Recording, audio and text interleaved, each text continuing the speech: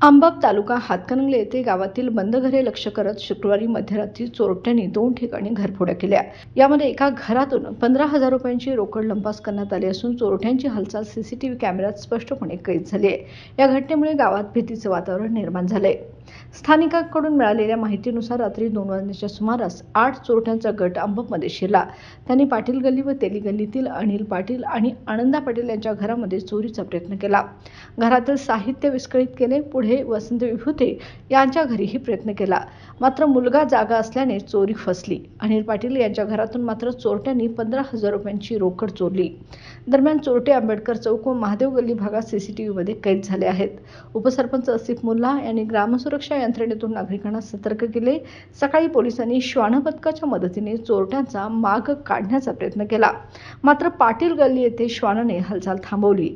या घटनेनंतर पेठ वडगाव पोलीस ठाण्याचे निरीक्षक प्रमोद शिंदे यांनी भेट देऊन नागरिकांना सतर्क राहण्याचे आवाहन केले।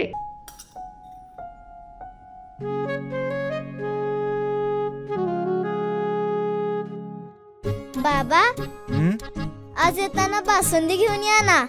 अगं, कालच आपण आईचा वाढदिवस होता म्हणून आणली होती ना। ऐकलं, गोकुळची बासुंदी पुन्हा खावीशी वाटतेय।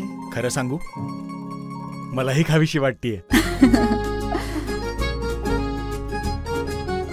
पुन्हा पुन्हा खावीशी वाटणारी गोकुळ बासुंदी।